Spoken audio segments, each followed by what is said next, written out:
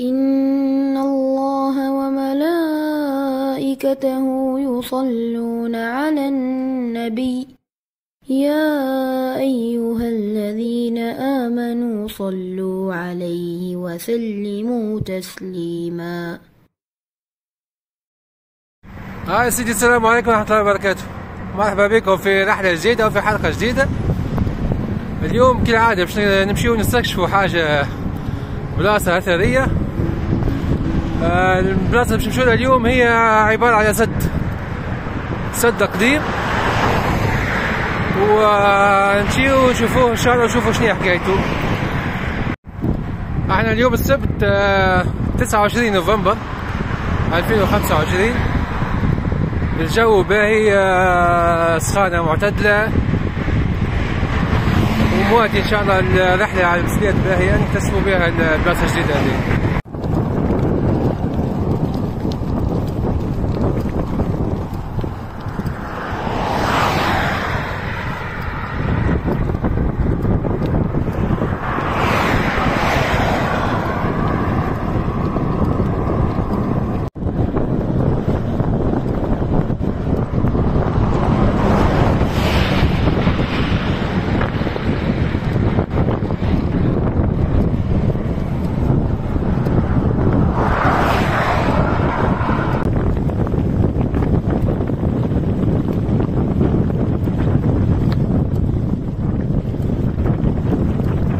السلام عليكم.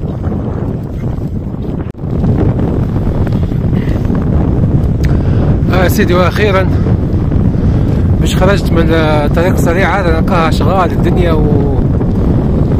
ومسكرة، وعملت دورة وحكاية حصيله. الحمد لله خرجت على الطريق هذا باش نمشي في اتجاه المنطقة اللي فيها السد هذا. عندي إشكالية انه في نقطة من النقاط الثنية باش نوصل، المفروض من الأحسن ما نكملش بسكليت، خاطر فما بلايص يمكن معاش نجم نتعدى البسكليت. أنا خممت أني باش نخلي البسكليت في بلاصة ونعمل جزء من الرحلة يعني جري بجنب واد وجبال وحكاية هكا. لكن المشكلة أني مانيش عارف هل باش نلقى وين نحط البسكليت ولا لا. خاف الأخ بالكل ما نلقاش وين نحط البسكليت وما نجمش نكمل بالبسكليت. دونك يعني تبطل الحكاية وتصير نرجع. يعني على كل من 10 قداش مازال بالضبط، يمكن حكاية 10 ولا 5 كيلومتر، حاجة كيف هكا، بين 5 و10 مش عارف بالضبط. ونوصل للنقطة اللي مفروض نخلي فيها البسكليت. دونك توا نشوف ان شاء الله. في الأثناء نستمتع بالمشهد.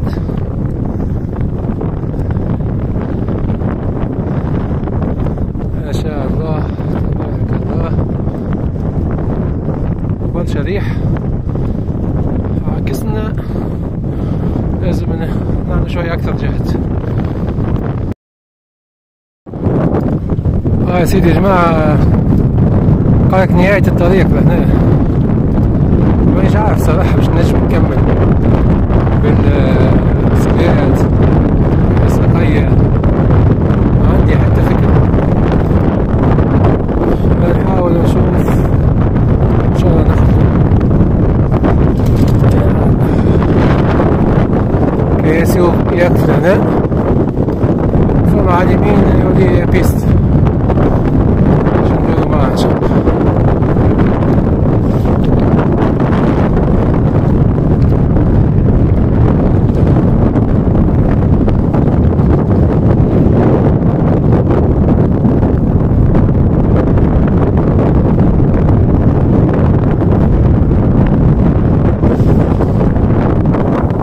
هذا اللي قدامنا هو الواد اللي جاي من باش نتبعوه احنا، يعني على طريق شو اسمه، باش نوصل البلاصة اللي حشنا بها، باش نتبعوا الواد هذا. اللي جاء الدخلة هذي، الدخلات هذوما يخوفوني الصراحة، كي الكلاب والحكايات، ربي يستر منهم. ثاني ما نحملهمش. بسم الله بسم الله بسم الله. فعلا يا جماعة كان نحب ان نسوق ونصور في نفس الوقت، لازمني حامل التليفون، لازمني سيبور حاط على البسكليت باش نجم نسوق نشد جيدون بيديا زوز ونصور. اما هكا مش حكاية. عملت تنقيزة تو من البسكليت، لكن الحمد لله جيت واقف الحمد لله رب العالمين. وحاجة باهية، قابلت راجل تو فلاح، قلت له نحب نمشي للسد. قال لي الله يعينك بعيد. قلت له ما توصلني هذه. قال لي توصل. قلت له توصل بالبسكليت؟ قال لي توصل بالبسكليت. فان شاء الله باذن الله نكمل بالبسكليت باذن الله. الصراحه ما نحبش تطول علي برشا كان باش نمشي على ساقية، خاطر كي شفتها فما على الاقل 5 كيلومتر كان باش نخلي البسكليت ونمشي على ساقية، يعني 5 مشي و5 جاي. هذوما فيو الطريق معناتها يمكن ياخذوا لي ساعة ونص. خلينا نحاول نمشي بالبسكليت ان شاء الله. السلام عليكم. بقى يا جماعة في الاخر بكل قررت باش نكمل على ساقي، خاطر بيستا وهذه توصل، لكن يعني بكل حجر ودوب ما نمشي بسكليت يعني حتى على ساقي اسرع يعني فهمت. دونك قررت باش نكمل على ساقية وباش نخلي بسكليت لهنا كالعادة. المرة هذه باش نبط عليها ساعة ونص على الأقل. باش نوريكم وين حطيتها. شوية كاموفلاج لكن ربي يحفظها إن شاء الله. لاباس. هاي سيدي هاك البسكليت غادي. عطيتي نورمالمون كي تعدى من الواد من هنا، كي تعدى من هكا هذيك البيس تعدوا الكرهب هكا، حتى كان تعدى كرهبة مرة في ال10 سنين. البسكليت غادي تظهر للي يحب يثبت. هذه 2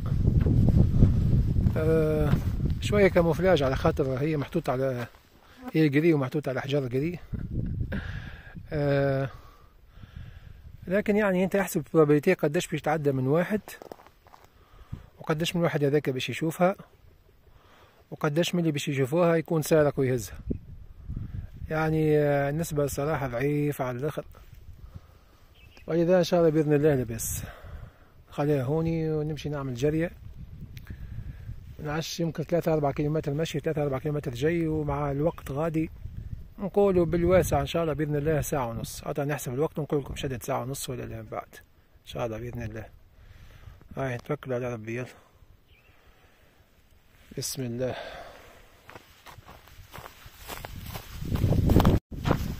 حاجة معروفة بعد البسكليت وتحب تجري، الساقيك يبداو الزن برشا وزيد توا تجري معناتها تريل مش كياس، دونك ساقيك اكثر زان. لكن ايش بنعملو؟ عندناش حل اخر. توا بشوية يرجع يدور الدم ان شاء الله وتسرح الساقين ان شاء الله باذن الله.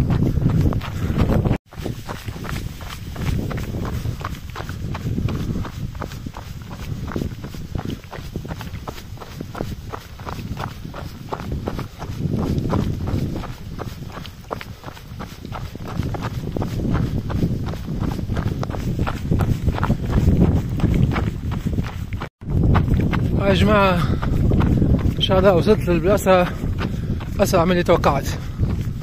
كان في بالي مازلتش نجري يا اخي، حكاية فارغة، جيت مسافة قصيرة برشا. هذا قدامكم هذا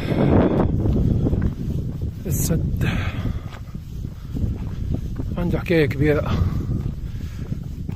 ما شاء الله. تفرج بشوي كيفاش بالطبيعة. فما حاجة في الوسط خاطر تعرفوا علاش، خاطر السد هو قديم ومكسر، فنعرفوا شنو اللي خلاه يتكسر اللي جاء. خلي نقربوله شوي نتمتعوا تو بالمنظر. عندنا معيز يسرحوا في نفس الوقت ومعاهم كلبة، والله معاهم كلبة ربي يستر. فهمت؟ هو كلب محل ذا فيه محثول، أما ما حشناش بالمشاكل. شو ما شاء الله. الحمد لله الكلب طلع خواف أكثر مني، خلى المعيزات وقطع. عمرك شفت شيان بيرجي قالك، خلى المعيزات وقال حت والله تعرف شنية ما يهمه في حد. نفسي يا اخوي، اخذ راسي واضرب ويغزر لي كل شي حبته. وهذا وهو يجري وهو ينقز، هاي تشجعش وجيت تو والله شيء مشى يجري. هاي باش يقرب شوية. هاي ما شاء الله. انا جينا في بالنا باش نصور السد. الله يعينك يا شيخ.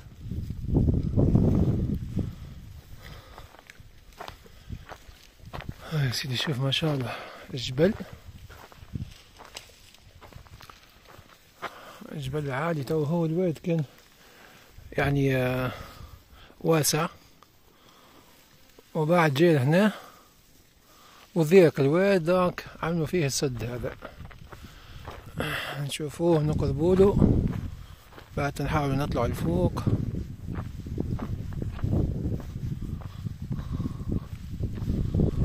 نحطو لوطة توا شوي.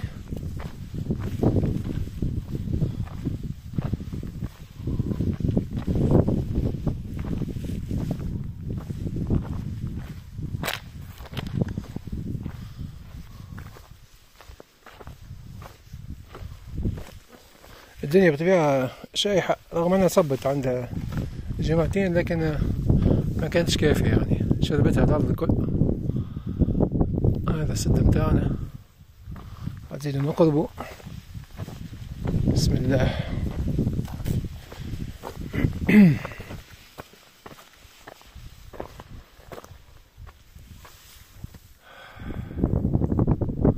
شوفوا منا كالبنية غادي منا كيف عاش من الناحية الأخرى كيفاش.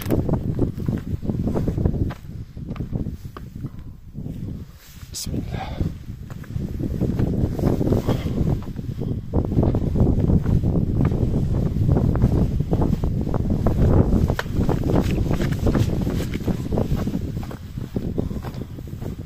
شوف يا سيدك ما شاء الله.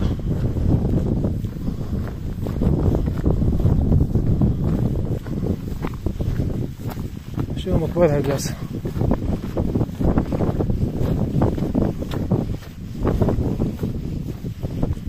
هذه هيك.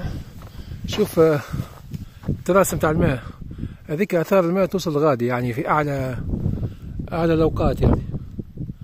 بطبيعة قبل كانت ممكن توصل حتى لفوق. شوف منا السد كيفاش، منا هكا نوع من الأحجار عاملين بها.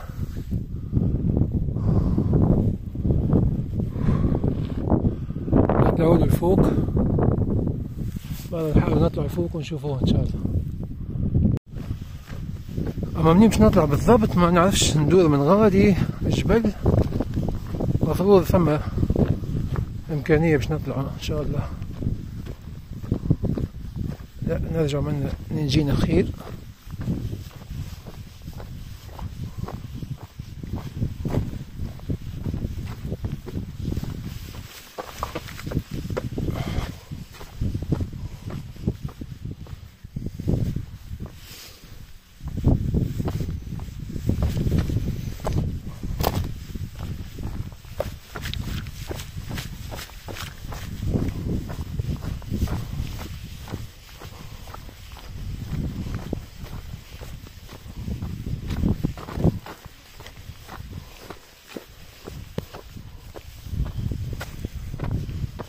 نحاول نطلع من هنا ونمشي غادي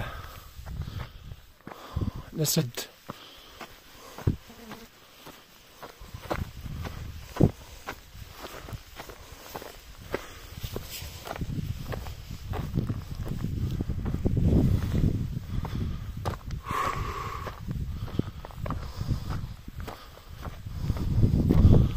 هذا كله احنا نتشعبطوا. يلا بسم الله. هاي لبيس هدي سهل ان شاء الله.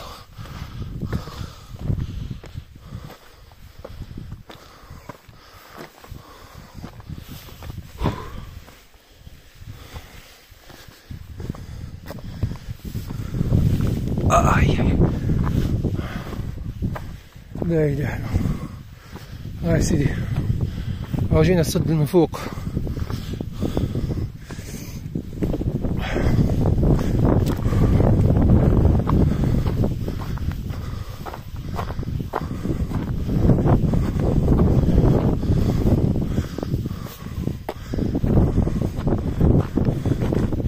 شو الشمع هوني؟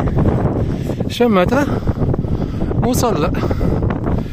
المصلى ديما اخويا حاضر موجود ما شاء الله. الحمد لله رب العالمين. الحمد لله رب العالمين. هاي سيدي هذا السد بتاعنا. عندنا شوي شمس قدامنا ظهر لي. نقربه شوي. ايوه هذا سد هكا يمشي هكا يمشي هكا يوصل غادي هكا. شوف سيدك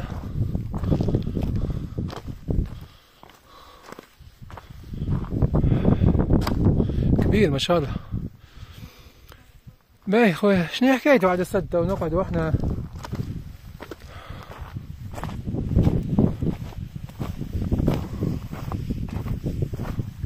نقعد نحكي والسد ايش حكايته السد هذا سيدي؟ يا سيدي السد هذا هو اسمه سد معاوية بن أبي سفيان رضي الله عنه. باهي كيفاش عرفنا اللي هو سد معاوية بن أبي سفيان؟ عندنا هنا شوفوا في البلاصة هذه نطلع شوي لهنا شوفوا غادي شفم البلاصة الفارغة هذه كان فيها حجر التأسيس اللي هو حجر اللي مكتوب عليه يعني تاريخ الواحد كيما أي تدشين يصير يحطوا عليه بلاك يكتبوا عليه أسس فلان فلان فهمت. حجر التأسيس كان موجود غادي ولقاو المؤرخين واحد مكتوب عليه اللي هو يعني أسسه معاوية بن أبي سفيان رضي الله عنه. طيب الحجر هذا مش موجود على خاطر في وقت ما كانت محاولة سرقة للحجر هذا خلاتهم بعد يعني الهيئة اللي مسؤولة على التراث نحت الحجر هذا وحطته في متحف المدينة المنورة. يعني الحجر حاليا موجود في متحف المدينة المنورة. أهم ما مكتوب عليه أنه أسسه معاوية بن أبي سفيان رضي الله عنه. بناه أبو رداد مولى ابن عباس رضي الله عنه. يعني بناه يعني المهندس متاعه. وقام عليه نقول مدير العمليات يعني قام عليه كثير بن السلط رضي الله عنه هو صحابي وأبو موسى مش عارف شكون أبو موسى مكتوب أبو موسى برك وأبو رداد مولى ابن عباس ما لقيتش عليه حد شيء في يعني شكون هو ما نعرفش. لكن على كل أبو رداد هو اللي كان المهندس بتاع شو اسمه السد هذا يعني بإشارة من معاوية بن أبي سفيان رضي الله عنه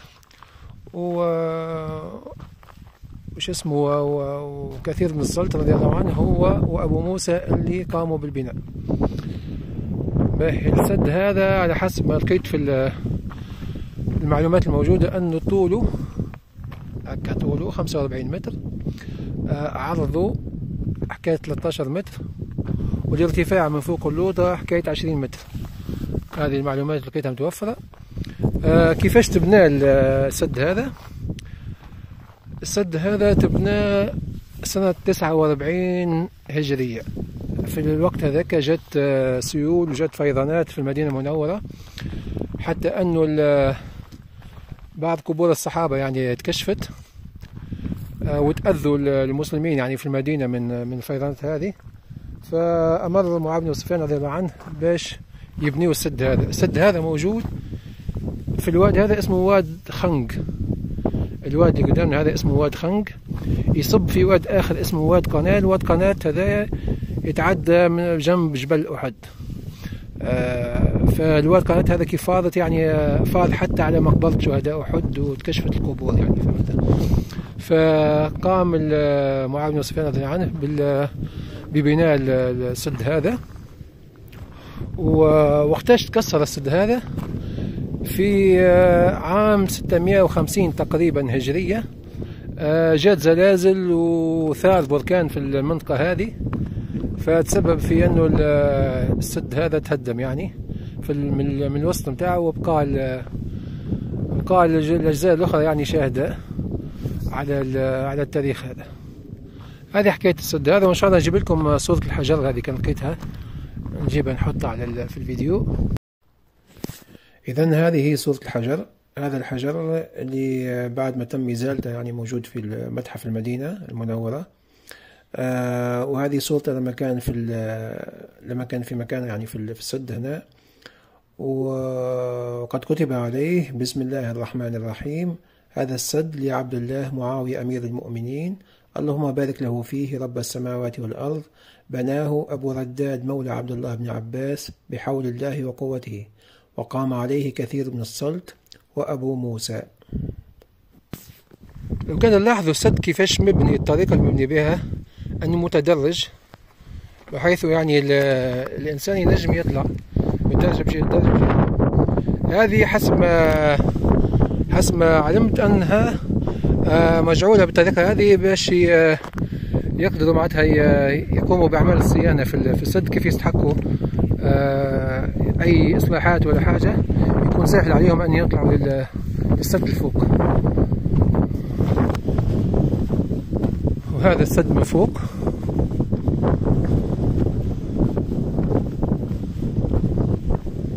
ما شاء الله. بسم الله بسم الله.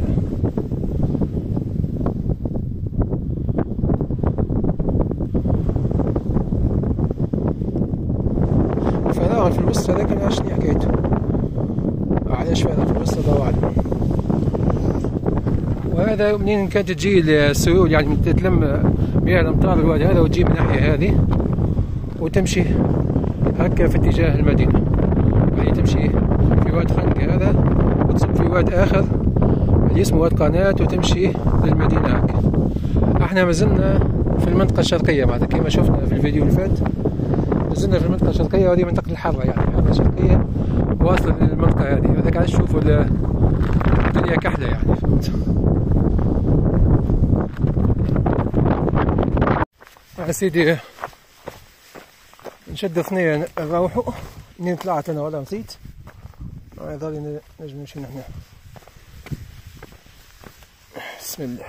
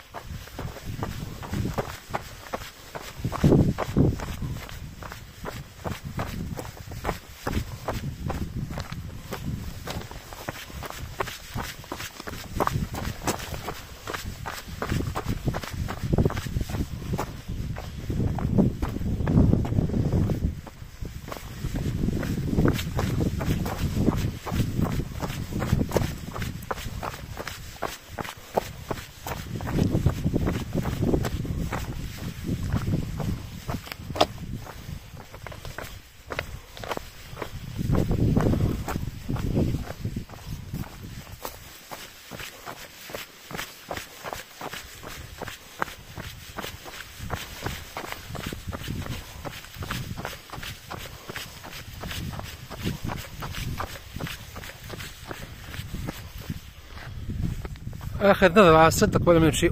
يلا السلام عليكم.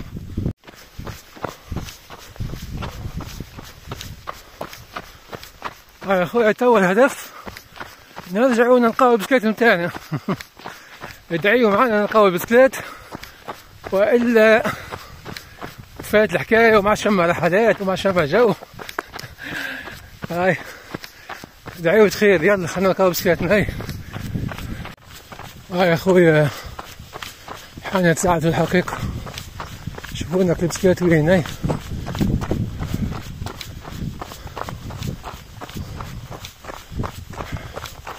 وين حطيناها احنا؟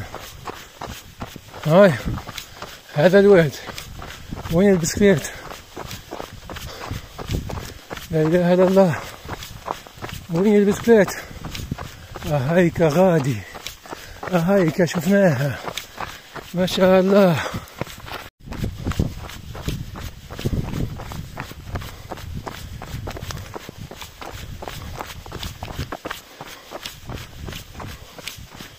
وين البسكليت؟ هاي البسكليت. وليه